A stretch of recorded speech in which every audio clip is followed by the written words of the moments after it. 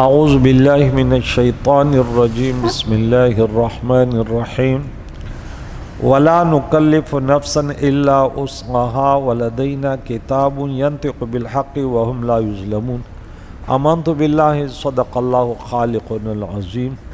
حاضرین و سامعین کرام 61 تک یہ درس ہو گیا تھا، آج 62 نمبر سے درس شروع ہو رہا ہے۔ گزشتہ 5 خوبیاں بیان ہوئی جنتی لوگوں کی کہ آخر میں کہا یہ لوگ بھلائی میں جلدی کرتے ہیں۔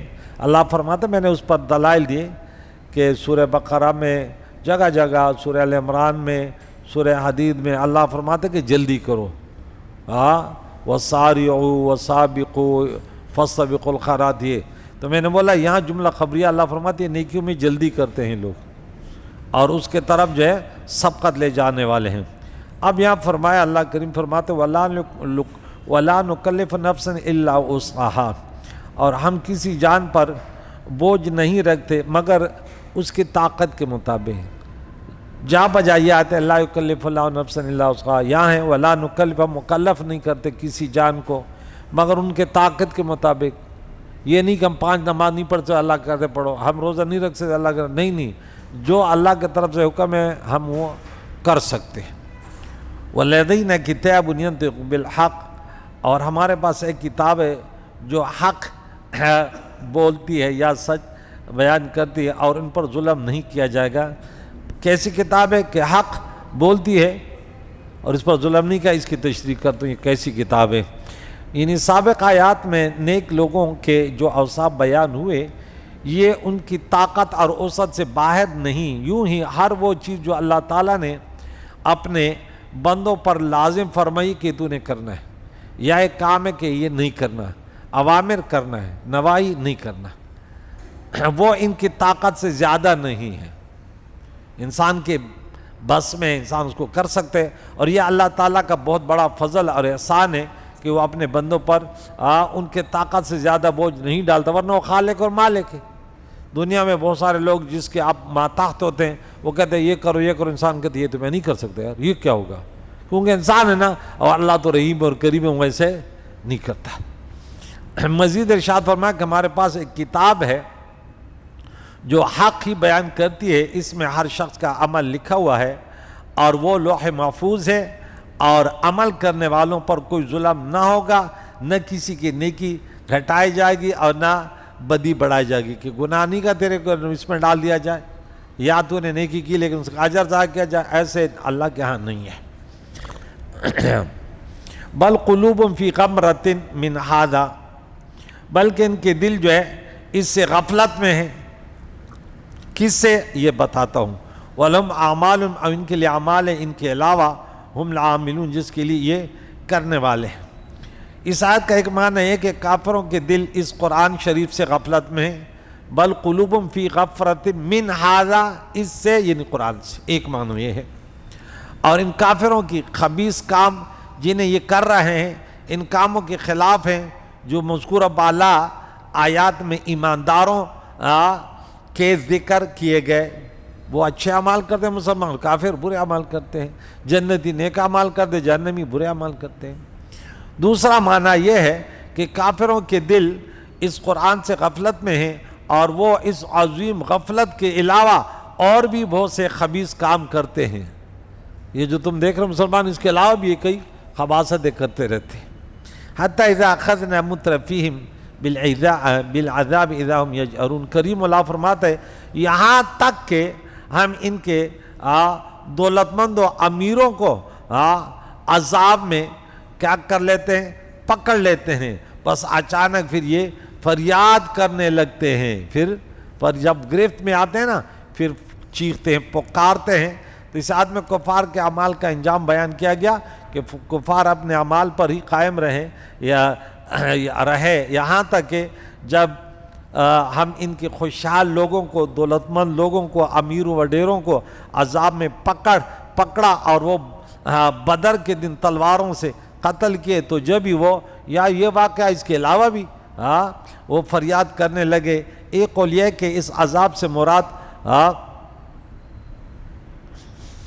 فاقوں اور بھوک کی وہ مصیبت ہے جو پیارے آقا دو جہان کی دعا سے ان پر مسلط کی گئی تھی کہ اللہ نے فرمایا ان پر ایسے قحط مسلط کر جو یوسف علیہ السلام مصر میں جو ان قوم پر وہ ہوئی تھی نا اسی طرح 7 سال لگاتار. تو ان کی حالت میں یہاں تک پہنچ گئی کہ وہ کتے اور مردار تک کھانے لگے. لا تجأروا اليوم، آج فریاد نہ کرو، ہاں آج فریاد نہ کرو، انکم منا لا تنصرون،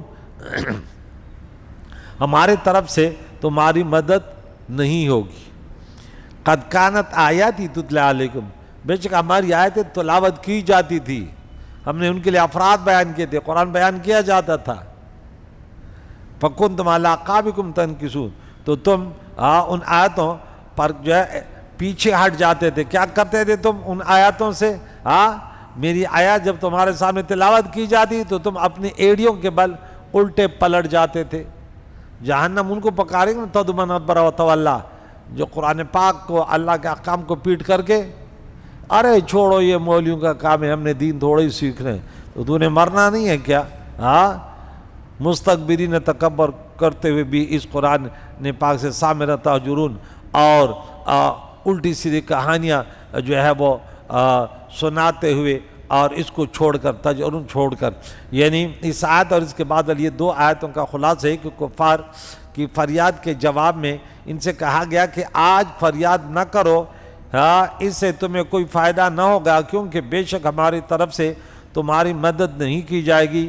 اس کی وجہ یہ ہے کہ بے شک قرآن مجید کی آیات تمہارے سامنے تلاوت کی جاتی تھی، لیکن تم اپنی ایڑیوں کے بل پلٹ جاتے اور ان آیت پر ایمان نہ لاتے، نہ سنتے، نہ سمجھتے، نہ ان کو سمجھنے کی کوشش کرتے.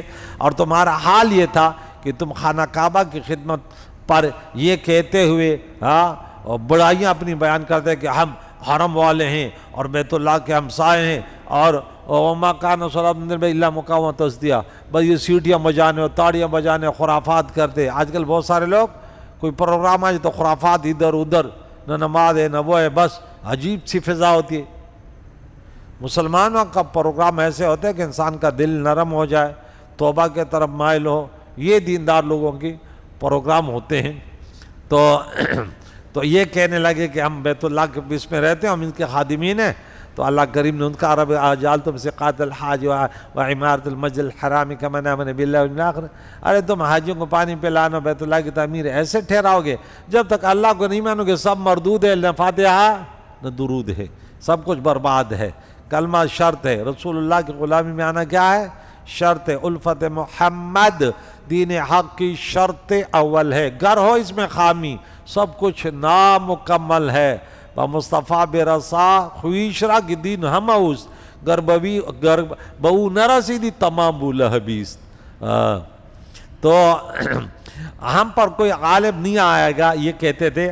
ہم کسی کا خوف نہیں کرتے اور کعبہ معظمہ کے گرد جمع ہو کر الٹی سیدھی باتیں ہانگتے ہوئے بعض لوگ مسجد میں آتے ہیں یہاں خرافات بکنے لگتے. 2-2 3-3 بیٹھ کر نہ بھائی سنتوں کا ٹائم ہے، سنت پڑھو، نوافل پڑھو، تلاوت کرو. نہیں بھائی آ کے ادھر آ جا تو ادھر آ جا. یا اللہ یہ ہو کیا رہا یار؟ آپ نے دیکھا ہوگا کہ مسجد میں آ کر بھی وہ یہ وڈیرے اکثر وڈیرے ایسے کرتے ہیں. ہم تو بڑے لوگ ہیں نا، ہم تلاوت کیوں کریں، ہم وہ کیوں کریں، ہم تو بس بدمعاشیاں کریں گے. تو یہ بدمعاشیاں کرنے آ جاتے ہیں خانہ کعبہ میں. ارے ہم تو خانہ کعبہ کے وہ ہیں، انتظامیہ والے ہیں. کیا بولتے تھے؟ ہم تو انتظامیہ والے ہیں، ہم تو جو کچھ بھی کریں. انا للہ و انا، اللہ کی بندگی چھوڑ دی، رسول اللہ کے طریقے چھوڑ دیے، تم انتظامیہ والے بن گئے. اللہ نے قرآن میں کہہ دیا نا ان اولیاء الا المتقین. خانہ کعبہ کے انتظامیہ والے وہ ہوں گے اللہ کے گھر والے جو خود نمازی ہو، تلاوت کرنے والے ہو، خوف خدا رکھنے والے ہو. اگر فاسق اور فاجر مسجد کے انتظامیہ والے بن جائیں تو مسجد کا ستیہ ناش کر دیں گے. کل کوئی گانا بھی بولیں گے، بولے کیا ہے، ہم تو گھر میں بھی سنتے، اگر ادھر سن لیا تو کیا ہے. داڑھی منڈا ممبر پر بیٹھے گا نماز، بولا کیا ہم بھی خود بھی داڑھی منڈے ہیں تو کیا ہے. امام نماز نہ پڑھے ایک پڑھائے گا، بولے تو کیا ہم بھی تو نہیں پڑھتے، تو پھر ان کی گرفت تو اس لیے اللہ نے نہیں کریں گے. اس لیے اللہ فرماتا کہ ایسے لوگوں کو مسجد کے بڑے نہیں بناؤ جن کے اندر خوف خدا نہ ہو. ابھی تو ایسے انتظامیہ چھوڑا ایسے مولوی بھی امام بن گئے، حرام خور کہیں کے. اکثریت کی بات کروں، ورنہ اللہ کے خوف رکھنے والے ہزاروں ہیں اور قیامت تک رہیں گے۔ الٹی سیدھی باتیں اور ہانگتے ہوئے رات کو وہاں بیہودہ باتیں کرتے تھے، بیٹھے ہوتے تھے کہ ہم بڑے خانہ کعبہ کے محافظ ہیں، اور ان باتوں میں اکثر قرآن پاک پر طعن کرنا، اسے جادو اور شعر کہنا اور اللہ والوں کے خلاف ان میں بیادبی گستاخی کرنا، تو پیارے آقا دو جہان کو اور مسلمانوں کو نیز قرآن کریم کو چھوڑے ہوئے تھے۔ تو یہ اب کوئی مسجد میں آئے گا تو مسجد کا بڑا امام ہے، اس کے سامنے آئے گا کہ بیٹھیں اور کچھ سنیں کچھ سنائیں،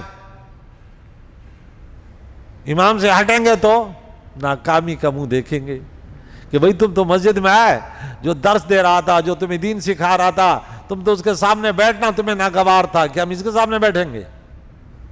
ایسے ایسے مسجدوں کے بارے میں سنتا ہوں کہ بالکل فرعونی ہوتے، فرعونی، وہ کہتے ہیں ملا کیا ہے، ہم تو اس کو تنخواہ دیتے ہیں۔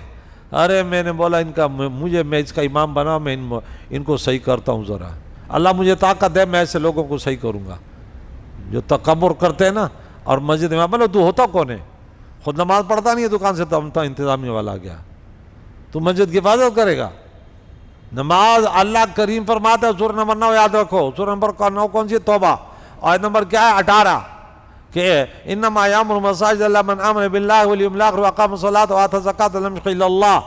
مسجدوں کی انتظامیہ وہ ہوتی ہے جو نماز کے پابند ہوتے ہیں، خوف خدا رکھتے ہیں اور زکوٰۃ ادا کرنے والے ہوتے ہیں، اور ماں سوائے اللہ کے لوگوں کا خوف نہیں رکھتے۔ مسجد کو سنبھالو گے تو لوگ تو آئیں گے نا، آپ درس ہوگے، سچی بات کرو گے، کوئی بولے گا یوں نہیں، وہ اللہ ہم نے وہی بیان کرنا ہے جو اللہ کا دین ہے، جو رسول اللہ کی شریعت ہے۔ امام کو سپورٹ کریں گے، بولو شریعت کے مطابق بات کرو، کوئی بھی فرعون آئے ہم تمہارے ساتھ ہیں۔ یہ ہوتی ہے انتظامیہ۔ اللہ ہر جگہ ایسے انتظامیہ کو قائم رکھے، اللہ انہیں خوشیاں دے، بولو آمین۔ غلط کو غلط بولو، صحیح کو صحیح بولو، ٹھیک ہے نا؟ افلم یدبروا القول ام جاءہم ما لم یأت آباؤہم الاولین، کیا انہوں نے قرآن میں غور فکر نہ کیا، یا کیا انہوں نے قرآن میں غور و فکر نہیں کیا؟ فلا یتدبرون القرآن، قرآن میں تدبر غور فکر کیوں نہیں کرتے؟ یا ان کے پاس وہ آیا جو ان کے باپ دادوں کے پاس نہیں آیا؟ ایسے کوئی بات ہے نہیں، بلکہ جھوٹے ہیں۔ اس آدمی اللہ کریم نے حق کی پیروی سے اعراض کرنے کی وجہ سے کفار مکہ کو ڈانٹتے ہوئے فرمایا کہ کیا انہوں نے قرآن پاک میں غور نہیں کیا اور اس کے اعجاز پر نظر نہیں ڈالی، جس سے انہیں معلوم ہو جاتا کہ یہ کلام حق ہے، اس کی تصدیق لازم ہے، اور جو کچھ اس میں اللہ کریم نے فرمایا وہ سچ اور حق ہے، اور اسے تسلیم کرنا فرض ہے۔ اور پیارے آقا دو جان کی صداقت و حقانیت پر اس میں واضح دلالتیں موجود ہیں۔ اور کیا ان کے پاس وہ چیزیں آئی ہیں جو ان کے باپ دادا کے پاس نہ آئی تھی؟ یعنی رسول علیہ السلام کا تشریف لانا ایسی نرالی بات نہیں ہے جو کبھی پہلے زمانے میں ہوئی ہی نہ ہو، اور وہ یہ کہہ سکیں کہ ہمیں خبر ہی نہ تھی کہ اللہ کریم کی طرف سے رسول آیا بھی کرتے ہیں۔ کبھی پہلے کوئی رسول آیا ہوتا اور ہم نے اس کا تذکرہ سنا ہوتا تو ہم کیوں اس رسول صلی اللہ علیہ وسلم کو نہ مانتے؟ پہلے آئے تھے، یہ تو خود اپنے آپ کو ابراہیمی کہتے تھے، حالانکہ نام کیا کرتے تھے، کس کا لیتے تھے، کام کیا کرتے تھے؟ بتوں کے سامنے سجدہ ریز ہوتے۔ ابراہیم خلیل اللہ تو بت شکن تھا، بتوں کو توڑنے والا تھا، اور تم بتوں کو بنانے والے ہو، جھوٹ بولتے ہو، کرتے کچھ ہو اور بولتے کچھ ہو۔ تمہارے پاس یہ عذر کرنے کا موقع بھی نہیں ہے، کیونکہ پہلے امتوں میں رسول آ چکے ہیں اور اللہ کریم کی کتابیں بھی نازل ہو چکے ہیں۔ تو آگے انشاءاللہ کل درس پڑھائیں گے۔ آج ہمارا 68 تک درس ہو گیا، آگے کل پڑھیں گے ام لم یعرفوا رسولہم، یا وہ اپنے رسول کو نہیں جانتے، فہم لم منکرون، وہ اس سے انکار کریں، ایسے نہیں ہے بلکہ جانتے بھی ہیں، یعرفون کما یعرفون ابناہم، لیکن ہر درمی ہے، ان کی دکانداریاں خراب ہو رہی ہے۔ کہتے اگر اس کے بعد بعض لوگ کہتے ہیں نا بھائی میں نے خود سنا، میں اس لیے مولویوں سے کے پاس نہیں بیٹھتا نا کہ مجھے ان کی باتیں اچھی نہیں لگتی۔ وہ کیونکہ وہ بولتا ہے کہ شرابیوں کا ٹھکانہ جہنم میں، ہاں زانیوں کا یہ ہے، بدکاروں کا یہ ہے، متکبرین کا یہ ہے، فرعونیہ کا یہ، تو انہیں کہاں اچھی لگتی ہے؟ بیمار ہیں نا روحانی امراض میں، تو ہم روحانی امراض کا علاج بتاتے ہیں کہ اس کا یہ علاج ہے، اس کا یہ علاج ہے۔ ہاں بے نمازی کے دونوں کانوں میں کون پیشاب کرتا ہے؟ شیطان۔ ہاں اور دونوں کانوں میں کرتا ہے یار، ایک میں بھی نہیں۔ اب اس کی نظر بھی خراب، ان کی سوچیں بھی خراب، اس کی ڈرائیونگ پوری ڈرائیونگ شیطان ہی کرتا ہے۔ اللہ تعالیٰ بچائے، اللہ توبہ کرنے کی توفیق عطا فرمائے، اللہ ہمارے بیماروں کو شفا، بے روزگاروں کو اس کا، نیکوکاروں کو مزید نیکیاں کرنے والے گنہگاروں کو توبہ کی توفیق عطا فرمائے۔ وصلی اللہ محمد و صحبہ اجمعین برحمتہ۔